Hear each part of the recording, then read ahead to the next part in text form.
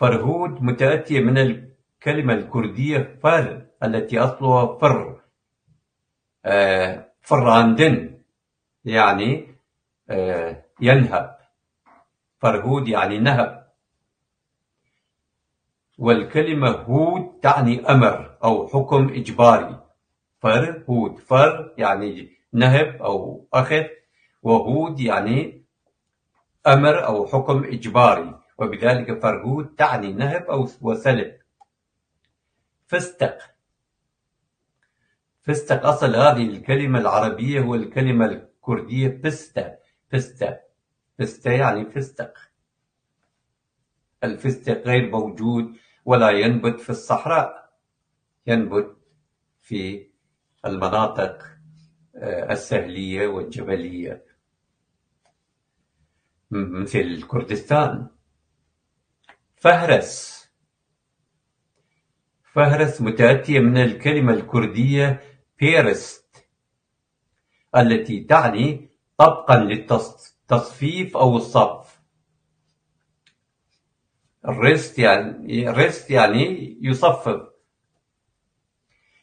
أيضا هذه الكلمة كلمة بهلوية، ففي اللغة البهلوية هذه الكلمة بيرست. دخلت هذه الكلمة الكردية للغة الفارسية بصيغة فهرست. فولاذ. أصل هذه الكلمة هو الكلمة البهلوية بولافت، والكردية بولا. نقول قوي مثل بولا، مثل الفولاذ. فولاذ. دخلت هذه الكلمة إلى اللغة الفارسية أيضا بصيغة بولاد. فيروز مأخوذة من الكلمة الكردية بيروس التي تعني مقدس أو مبارك.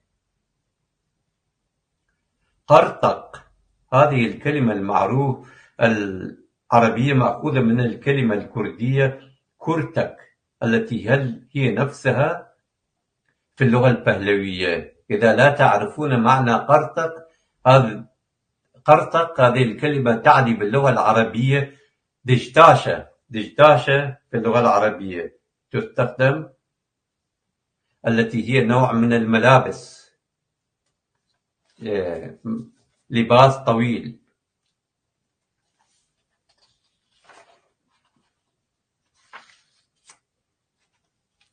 قطر. قطر الدائرة مثلا.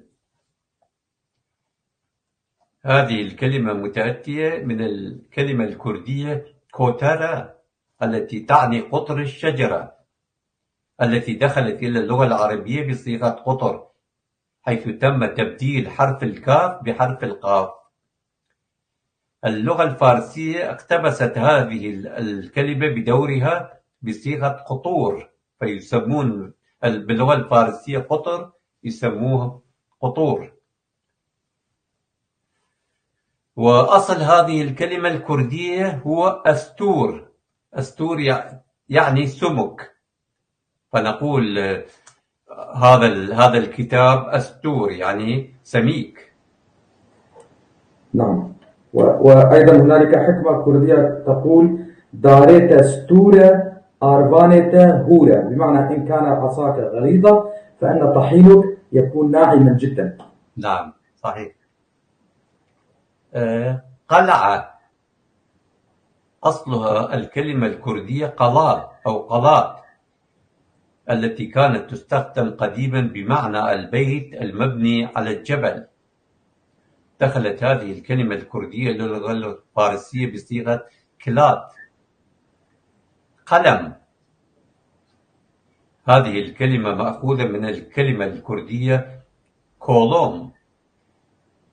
كولوم التي هي تلك القطعة الخشبية الرفيعة التي يتم غلق الباب بها. هذه الكلمة موجودة أيضا في اللغة البهلوية. هذه الكلمة الكردية دخلت أيضا إلى اللغة التركية والفارسية بنفس الصيغة، كما أنها دخلت القرآن. نون والقلم وما يسطرون، سورة القلم الآية 68. قياس،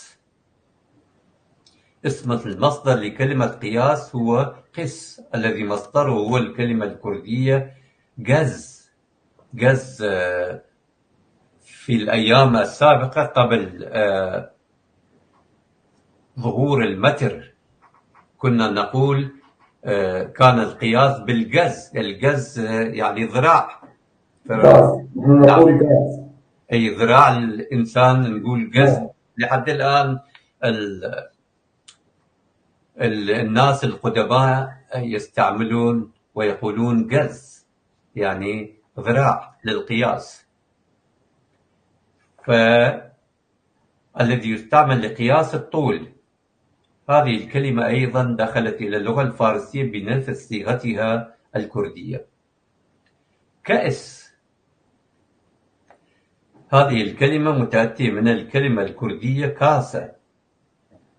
هذه الكلمة الكردية داخلة في كثير من اللغات الأوروبية، مثل أستاذ علي، ماذا يقولون للكأس باللغة جلاس. الألمانية؟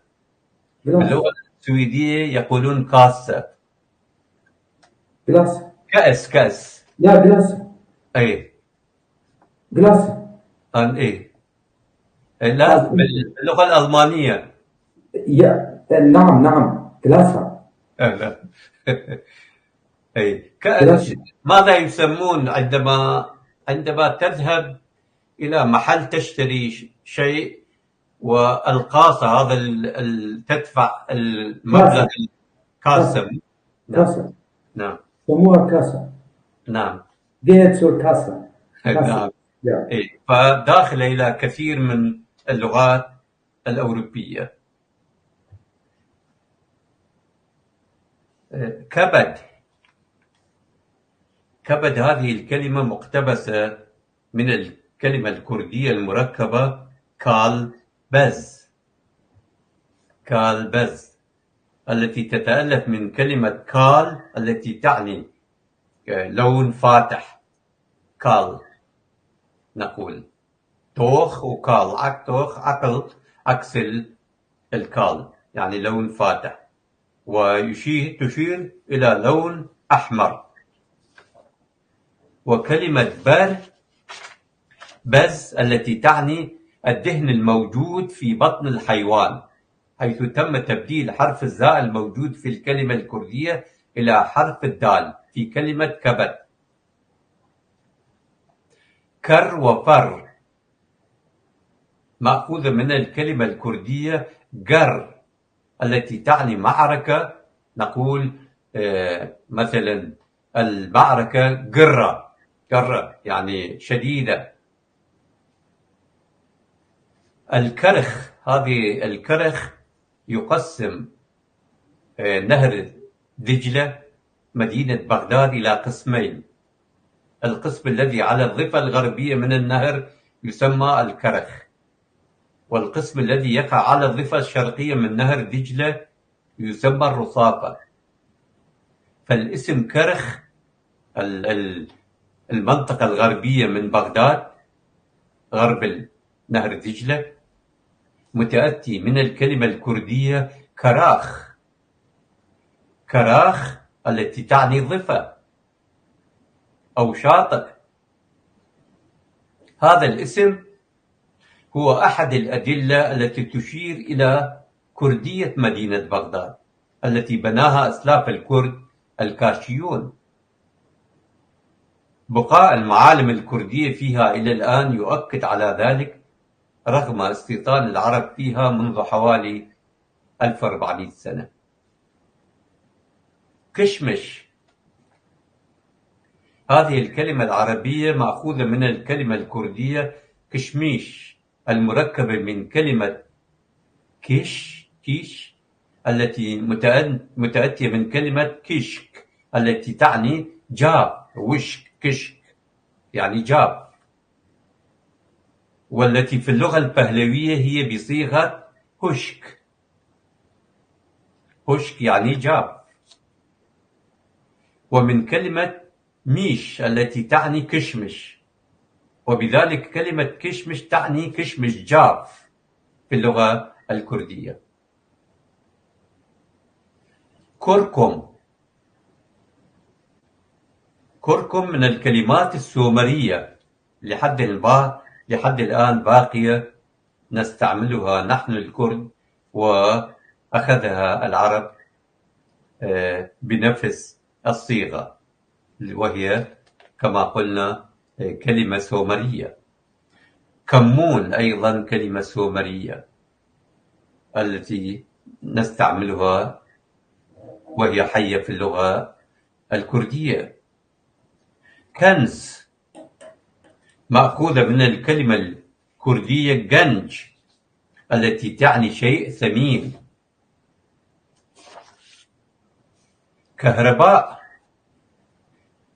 مقتبسة من الكلمة الكردية كاريفا التي كانت تعني السبحة التي كانت لها قوة الجاذبية، حيث أن هذه السبح فيها إلكترونات. إذا الإنسان هذه السبح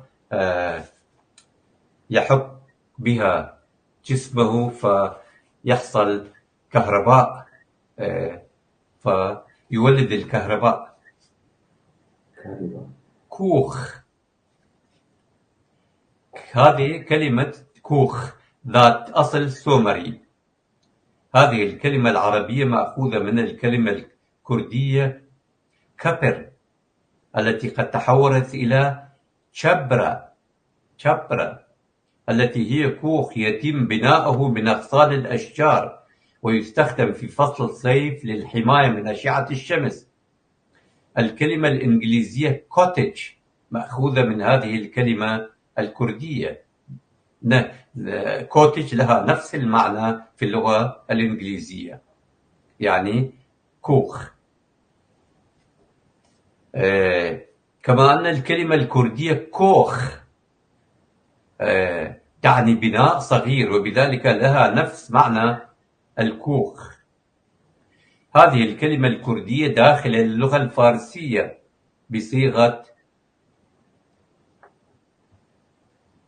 بصيغتها العربية. كورة، أصل هذه الكلمة هو الكلمة الهيتية. الهيتيون والعرب يسموهم الحثيون، هم أسلاف الكرد. فكور تعني أعالي أو جبل. من الجدير بالذكر أن هذه الكلمة أصلها سومري أيضا وتعني جبل أيضا. فكورة باللغة العربية تعني بقعة فيها قرى وبساتين. لجام، فلجام هذه الكلمة العربية مقتبسة من الكلمة الكردية لخاو.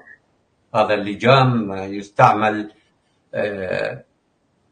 يوضع في فم الحصان للسيطرة عليه، فيسحب الفارس حتى يسيطر على الحصان. دخلت هذه الكلمة الكردية أيضا إلى اللغة الفارسية بصيغة لجام. لجن هذه الكلمة الكردية الكلمة العربية تعني وساخة، متأتية من الكلمة الكردية لجن التي هي الإناء الذي تغسل فيه الأيادي، وبذلك تتراكم فيه الوساخة. هذه الكلمة مركبة من كلمة لا التي هي اختصار لكلمة لان التي تعني مكان، ومن كلمة جن التي تعني شيء وسخ. فنقول خاصة أعتقد لا تستعمل هذه الكلمة في الوقت الحاضر في اللهجات الكرمانجية الشمالية والوسطى، وإنما تستعمل في اللهجة الكرمانجية الجنوبية أي اللرية. يقولون فلان جنى يعني سيء. وأيضا جنيا متأتية أيضا من هذه الكلمة. جنيا يعني عفن، متعفن. نحن أيضا نقول ذلك، نقول عن الشيء المتعفن جني، عن الشيء المتعفن أيضا جني، وعن الشخص السيء ذو القلب الأسود نقول جنية. جيد. تصورت يعني ما تستعملون هذه الكلمة.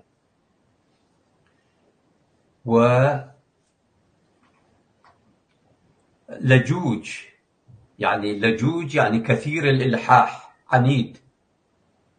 هذه الكلمة العربية متأتي من الكلمة الكردية رچو. آخر كلمة عندنا لحاف. هذا الغطاء الذي أثناء النوم نغطي أنفسنا به، مأخوذة من الكلمة الكردية نخاف.